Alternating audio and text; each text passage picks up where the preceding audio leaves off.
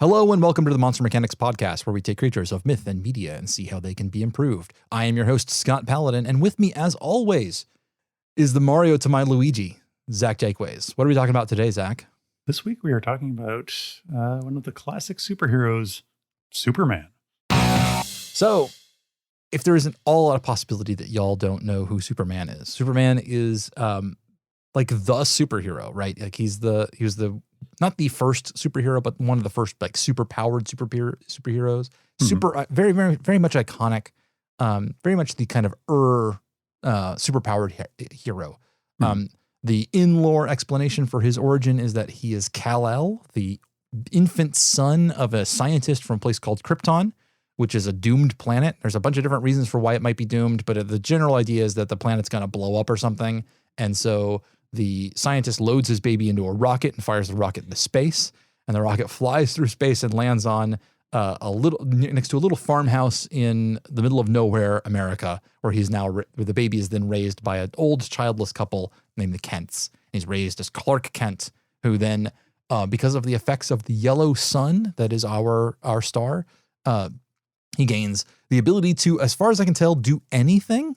There's pretty much nothing that Superman can't do at some point in some continuity.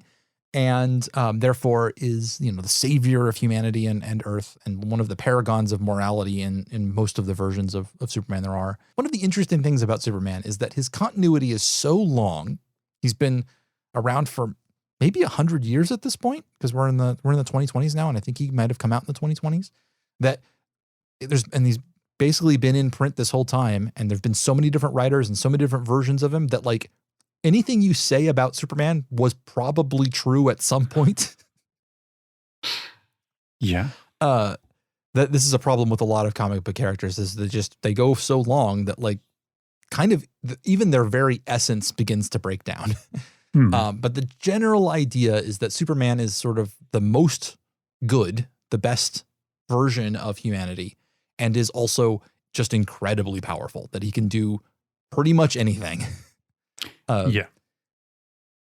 And I think that makes him probably one of the more difficult characters to write for. I think especially in this era where we are a little bit more cynical about, everything. It's just like, if you lessen his power, he stops being Superman in essence, right? Yes. Like if you put limitations on how strong he is, then he stops being the character everybody knows. But if he's powerful enough to solve all problems, then all of your like stories become super boring. They generally break down to a matter of, oh no, I can't do this thing. And then just like somewhere through the course of the I keep remembering the Superman movies, he's just like, oh yeah, that's right, I'm Superman. And he just remembers that he can do anything. Well, I think all the interesting Superman stories tend to be more like morality based. They can be. Like when you have a man who can do anything and affect the outcome regardless, of anyone else's input. Like at what point does Superman just become a dictator? Yeah. And like one of the interesting versions of Superman that I've seen is it's like when he comes down to like, the version of the dictator is really cool. There's also All-Star Superman. Spoiler, by the way, for any kind of Superman property that we talk about, we're just going to talk about them. Sorry, guys. We're not going to be doing any more warnings on that. But All-Star Superman is one of the best Superman stories I've read, and that begins by him overloading on solar radiation and knowing that he's going to die. And so it's literally like, what are the things that Superman does to wrap up his affairs? Okay. And that's actually a really compelling story, because it's about him like going through and doing all the things that he's been putting off this whole time for various reasons. And it's more about like the emotional impact of those things rather than like the practicality thereof. And that allows for a really affecting Superman story. I would also highly recommend, as one of the best Superman stories out there, is Alan Moore's run of Supreme, which isn't technically Superman at all, except it's very obviously telling Superman stories with a character who is, for all intents and purposes, just Superman, but in a different color scheme. Mhm. And that is super metatextual. Like it spends a lot of time dealing with the fact that Superman has multiple continuities. It starts literally the story itself starts in the middle of a retcon, and he Interesting. is perceiving his own history being retconned, and then goes and meets various versions of himself that still exist off in the universe that have been all of the different versions of him that have existed in media. And that's cool. Like that's an interesting take on what is it to be a character who is larger than a single man, you know, and what is it to be a symbol and to have this kind of history and stuff. That the like in the Alan Moore version of Supreme, which starts I think at like issue 50 something. If you go look it up, you can find him. Because the character before that was this is a fun story. He's basically like hyper Christian racist Superman before that. That was his character. And the guy who created him was kicked off of the studio, and they were like, well, we still want to continue to write this character. We're going to do some work with him. And he's like, okay, I will not let you use, because I own the IP on this character. I won't let you use him unless Alan Moore is the guy who does the writing. And Alan Moore looked at the character and said, I'm going to throw out absolutely everything and do some weirdly weird. Is that okay? And the guy's like, yep. And so they just completely threw everything out. And instead he just went off on this whole metatextual Superman thing, which is actually really good. Interesting. I'll have to check that out sometime. Yeah, it's good. I'd recommend it. It's also, it has one of the cool things. A bunch of different comics do this, where like as they move through different eras in time, the actual style of the comic changes. So that when they go back to the 50s in the comic, they use that 50s comic style. And when they're doing the 80s, he's like the super grim, dark, heavy, you know, super high, big shoulder pads version of himself. It's really good. Highly recommend that. So there are some ways in which you can tell good Superman stories, but they're really difficult. I haven't seen all of the Superman movies yet, but I haven't seen a good version of Superman on the big screen so far, you know? Yeah, all of them just seem to ignore the fact that just how fucking powerful he is. Yeah. And like in a lot of ways, the Superman doesn't exist without Clark Kent, you know, his mild-mannered alter ego who just is a regular dude, whose position as a newspaper reporter is becoming more and more archaic by the day. That is a job that does not exist anymore. Yeah. But so nowadays he'd be a blogger. He wouldn't even blogger's now out of date. He'd be like making YouTube videos, hour-long deep dive YouTube videos on stuff probably. But the idea of like, how do you live as a normal human when you also are super powerful and like maintain this balance between being a regular guy and being, you know, the larger in life Superman, that can create some interesting stories as well. But I was thinking about, so the character himself, like sort of the biology of Superman, right? Like what's the rules behind his power set is interesting. I think that sort of super important to Superman is the idea that he comes from like a doomed planet and was sent to Earth, where he is, for whatever reason, very, very powerful. Lots of properties lean into the idea that he's solar powered, you know, that he has to have the yellow sun. But I'm not sure that, to me, that doesn't feel super important to Superman himself, that because then it's not part of his iconography or anything or his color scheme. So it could be any reason. But what I was thinking about was, what if Superman is in a matrix? What if our reality is the matrix for Superman and he is Neo? Interesting. So the idea being that he is, you know, the child of a scientist on Krypton, which is doomed for whatever reason. Maybe it's the society is collapsing and resources are becoming scarce, and there's like only enough crap around to keep one person alive. And this guy creates a virtual reality, you know, plug yourself in matrix, you know, creates a reality for his son. And in doing so, also because, you know, like you're the only reality person in it, you also are it's a program, it's a computer. You're going to need admin privileges. You're going to need to be able to like make changes to the code and stuff. And so at a certain point of the kid's development, he starts getting more and more access to the things that change the fundamental like aspects of reality and give him much more power than the average person within that world. So he's like living within this reality, but he has access to all of the things that control the reality itself too. Interesting. I think that's a really cool take on that. I think so in this place, like is he aware of his like that this is the Matrix, as it were? I would think that it would have to happen, that revelation would have to come over time. Mhm. Like he starts off being just a regular person, right? Like you have that. Yeah. Let's say he has 18 years or 16 to 18 years. He's mid-teens before he like gets any different from anybody else. So he has like a long developmental period where he's just like everybody else. Sure. And then over time, he starts getting access to some more and more of these admin privileges, his powers. And those manifest in a number of different ways. You know, like maybe he's able to sort of start bypassing the biological limits of his own body, you know, and making some small changes. And then as time goes on, he gets more and more of this access, or he starts figuring it out, you know, like maybe he's given a bunch of the tools to begin, but you know, you have to learn how to utilize them, you know, to see the code in the Matrix. So it happens over time. And then at some point, maybe after he's been a superhero for a long time, he finally gets down to the message left to him by his dad explaining the nature of his own reality, you know, and that he's the only quote unquote real person in the whole thing.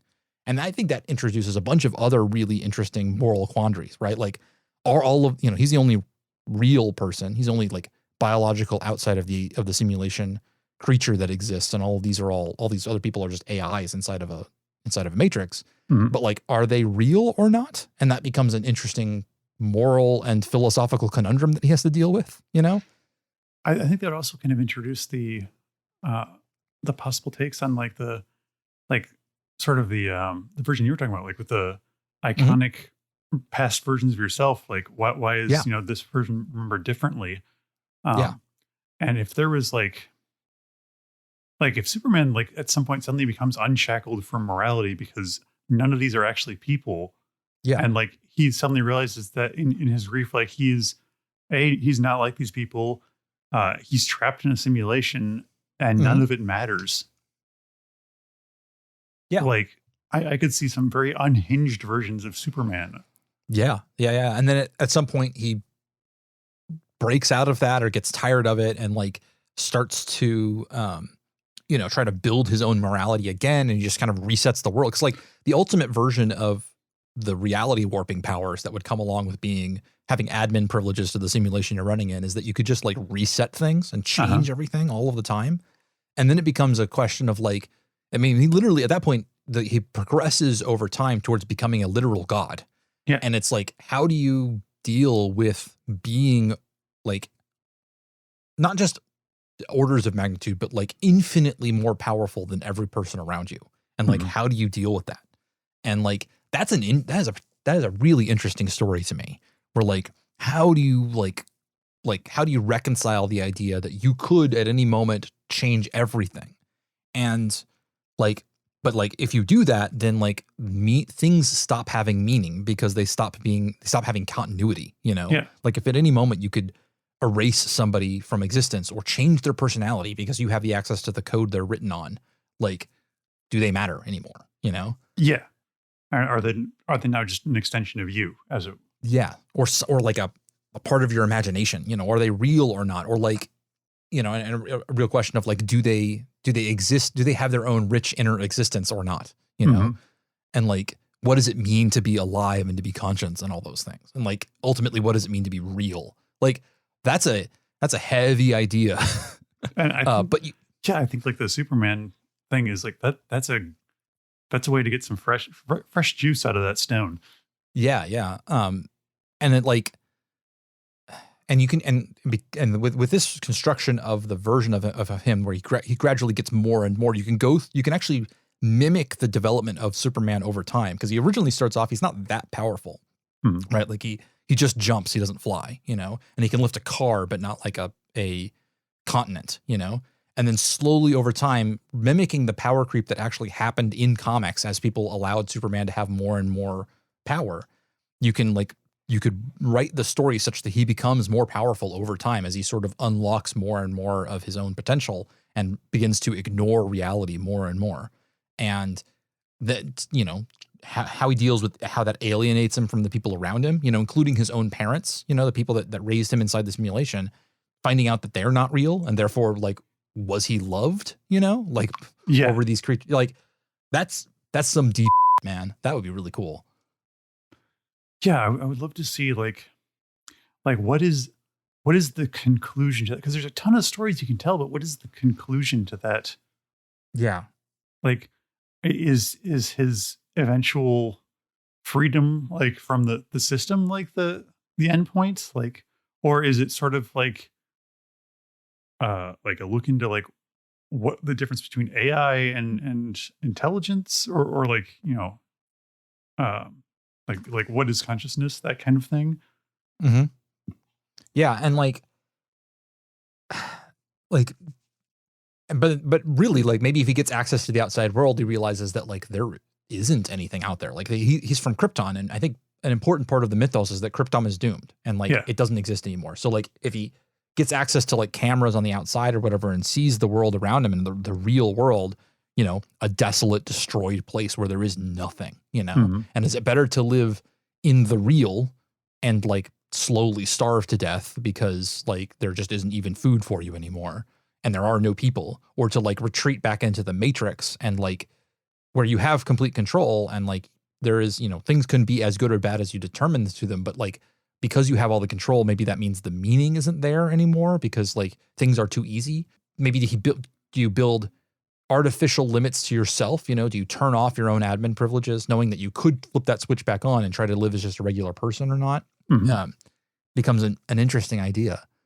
And it allows for a lot of flexibility in storytelling as like Superman he tries different things, and changes reality, to try to fix everything and then finds, whether or not that works or not. It comes down to the question of evil, right? Where like, Mhm. if he's a god and he is all powerful and he is all knowing and he is good, he tries to be a good person. Like, does he allow bad things to happen to people? And like, cause he has the power to fix them. But if you smooth over all of the roughness out of the world, is that a world worth living in? Or is it just like, cause like, there's the idea of like ratchet of expectations where people, if they live a good, comfortable life, they start to find discomfort in their own, easily just, like there's no, like you raise your expectations, right? Yeah. And you like think that, oh, well, we live in a utopia by medieval standards, but are still unhappy. And like, would you just be dooming people to be unhappy in that way? Or like, do you go in and change that about humans so they can remain happy? But then you're like violating the inner mind of other creatures. And is that moral or not? Like there's some really interesting things to wrap up in there. Yeah. I think that's pretty heavy. There's there's also the potential for this to be like a continuation of the story of the original Superman. Like he was sent in a rocket like from I'm sorry, I forget the name of Krypton, yes, to Earth. But like, I mean, even assuming like light speed or light speed factors, like that's a long time to be in space potentially. Yep. And Yeah. this could be the simulation that's playing like in his transit over. Ooh, that's interesting. Where what's going to happen is that at some point, let's say, assuming he's not using light speed, because then you deal with Yeah. time dilation, and that makes things actually relatively short depending on how far they're going. But let's say that he's going to spend thousands of years moving between this planet and Earth, and yeah, so you have this simulation running in the machine, so that when he comes out on Earth, he's already been taught all of the things that he can learn from the simulation, but he's going to be a regular person again. Mhm. And maybe at that point he gets the choice. Like, okay, here's a new world where you can be just a regular person, Like we figured it out, we're either going to alter your biology or just from narrative magic, you're going to like leave onto this other planet and have, it's close enough that nobody's going to notice you're an alien. Do you do that? Do you take the switch then or not? Or do you stay in the simulation forever? Or you have control, but maybe things aren't as meaningful, Well, I also like the idea of like this as like I think you touched on a little bit, like as this being like a training simulation for like, because I find it very difficult to believe that like the Kryptonians would not know the effects of the yellow sun on their physiology, but Oh, also sure. have Yeah, yeah, space there you travel. go. So like they know like what sending him to this planet will be, and like the power that it would give, like, you know, Superman in this case. Mhm. And so this is sort of like a like what is he going to do with this? Like, Yeah. Yeah, yeah, yeah. Or maybe he's got like maybe he's, you know, the maybe it's not the yellow sun necessarily, but maybe it's some other technological thing that he's carrying with him, you know? mhm. Like he's carrying over the simulation, and also like all Kryptonians have access to nanobot technology, which gives them all kinds of additional um cool powers and things like that, ability to manipulate their own biology and defy physics and stuff, and like all these things that just kind of come from being Kryptonian and access to Kryptonian technology, Sure, yeah. you know? Yeah, yeah. And then he's got to sort of figure he's had an a nearly we could call it a nearly infinite amount of time to grow and develop inside of the simulation before he lands on Earth. And then what does he do with his time there? Mhm. I'm struck. We're in spoiler territory now, so I'm about to spoil the movie About Time, Mhm. which I think is a very similar kind of narrative arc a little bit. The basic premise of About Time is that the men of this one particular family are all allowed to travel in time within their own lifetime. They're able to move back and forth between points in time, and a little bit it's about like what do you do with that power? Like you're given this superpower, but you're not any more strong or powerful than anyone else, but you can sort of manipulate things. And it's like, what do you Mhm. do with it? And the ultimate conclusion that the protagonist draws from that is that you use that power to learn how to appreciate life, and then appreciate life without the power. You know, that Mhm. like learning about using that as a way to sort of build up mindfulness and to enjoy the moment in the now.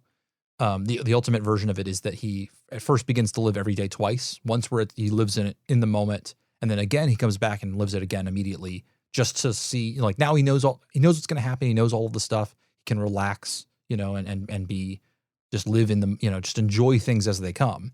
And then he Mhm. eventually learns that he doesn't have to do it twice. He can do that enjoyment the first time out. And Yeah. so maybe that's an option for Superman. He comes in and just lives as a normal person because he's learned how to be happy, you know, Mhm. as a normal, you know, sort of Zen-like, you know, sort of a bodhisattva kind of thing. There's also the idea where we touched briefly on, if anybody wants to, I would recommend right now, pause the podcast and go read The Egg by Andy Weir. It's really short. It's less than 1,000 words, I think. And I won't tell you what it's about, but it touches on a lot of the same themes that we're talking about now. And it's what, despite the fact that Andy Weir is a really, really good writer and he wrote The Martian, which is one of my favorite works of fiction of all time, The Egg might be better. Yeah. I think I remember the story you're talking about. I remember it being Yeah. really good. Yeah, yeah. I would highly recommend it. Awesome. Okay. So is there any other angles we want to approach this at? So like, how do you deal with the idea of like, if we're doing the version uh, of it where our world, the world that we see Superman in all of the time, that's the Matrix, right? Mhm. How do we treat Lois? What does Lois mean in this world? Is like she just a simulation or an extension of him, or like a real person with her own desires and needs? And like, I don't know. How do we feel about that? Like I feel like that becomes like like a manifestation. Like Lois is sort of central to the Superman storyline. Yeah, exactly. She's a deep part. Mhm. And so like I feel like that's something that would come from, Kal-El in this case, like this sort of like realization of his wants and desires, and like his need to protect, and like he would sort of, I guess, like form that whole cloth over time, like through these repeats of the simulation, as he's sort of like coming to understand what it is that he wants. Yeah, and maybe like I could see a version um of the story as he's developing, and he sort of starts to see the world around him as not real, you know? Mhm. And then maybe he chooses one person. Maybe it was initially random, you know, like he just kind Mhm. of chooses one person and says, "Okay, you have been locked off from my admin privileges, like for whatever reason. Like you are not part of the system that I can affect anymore. So that makes you sort of the only real person out there."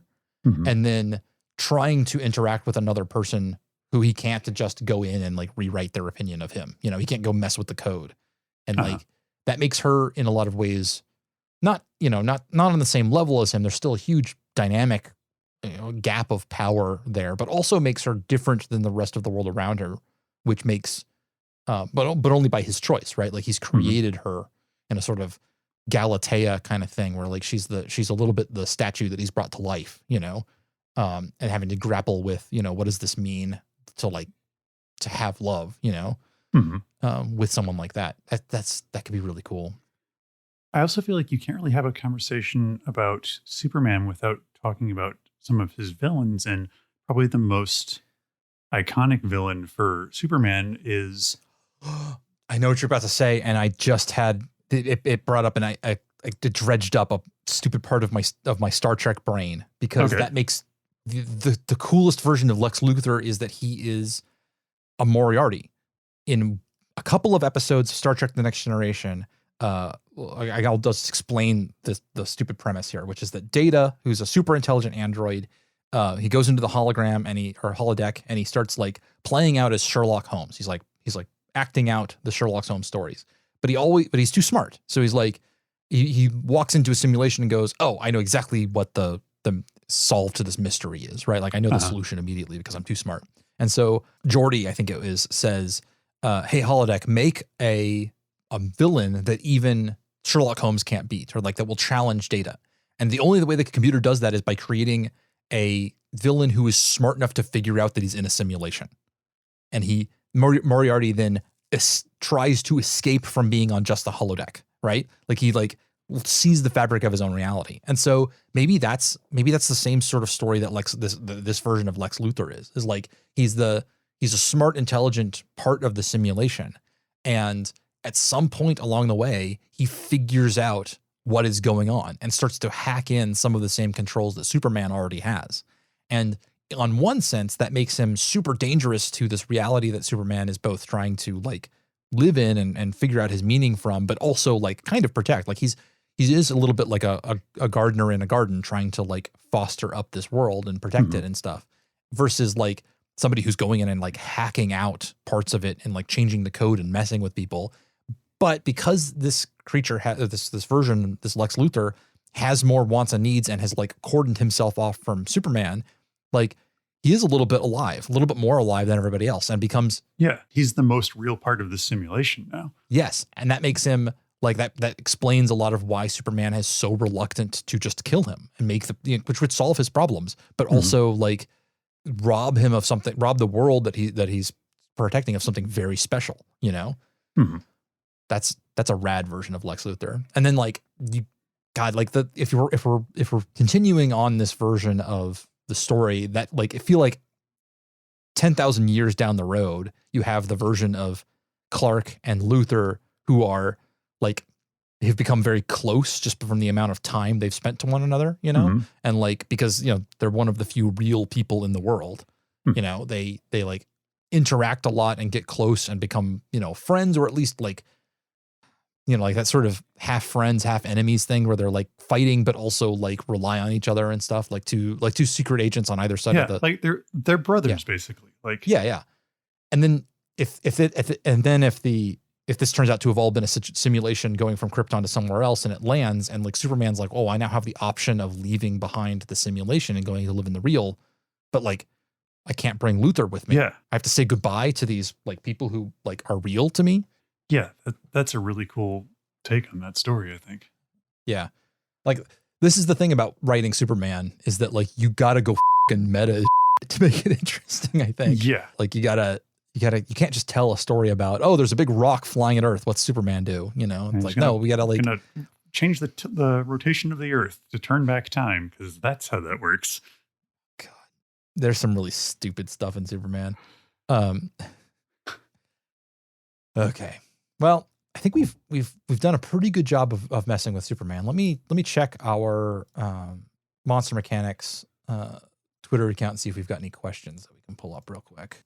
Should remember to send these messages out before like we're in the middle of recording. Okay. Richard Kreutz Landry at R Kreutz Landry question.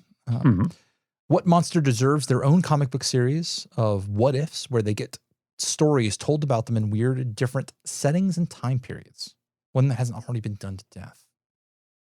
I mean, like, my initial response to these kinds of questions is I will never turn down more werewolf stories. I dig werewolves, and I think that they can be done in so many different ways that you could absolutely do a series of comic books about various kinds of werewolves and different stories and stuff like that. Yeah, absolutely.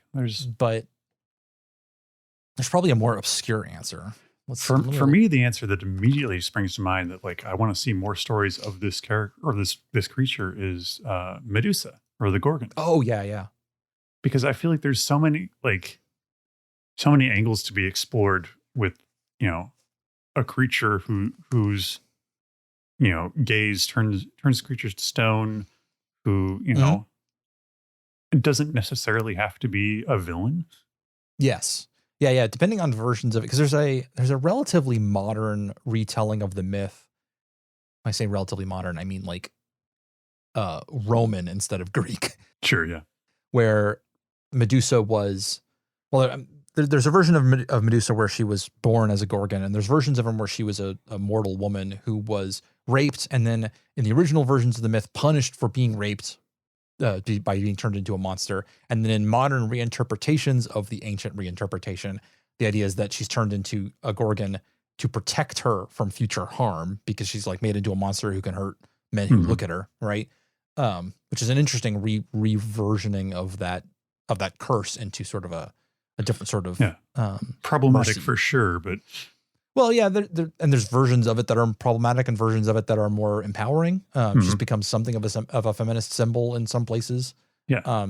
But like that's a character or a creature with a lot of room for people to do different takes on and stuff. That's fairly cool.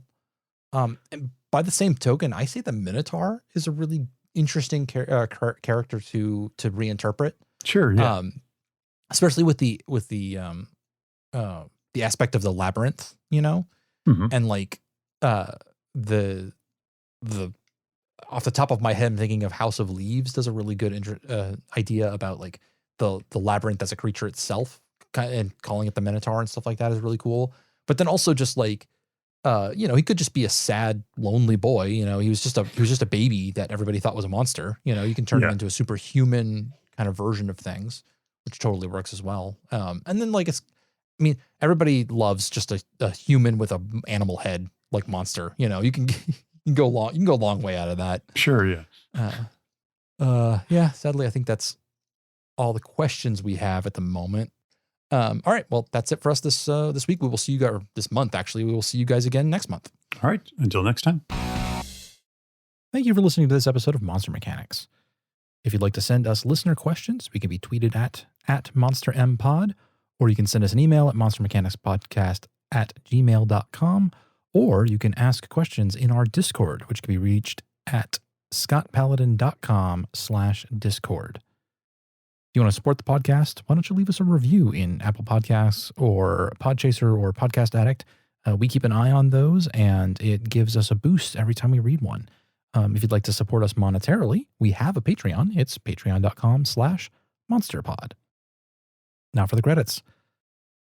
Monster Mechanics is produced and edited by me, Scott Paladin, and hosted by myself and my best friend, Zach Jaquays. All of the ideas generated during this podcast are released under a do what the f*** you want public license. This is a Library of Cursed Knowledge production.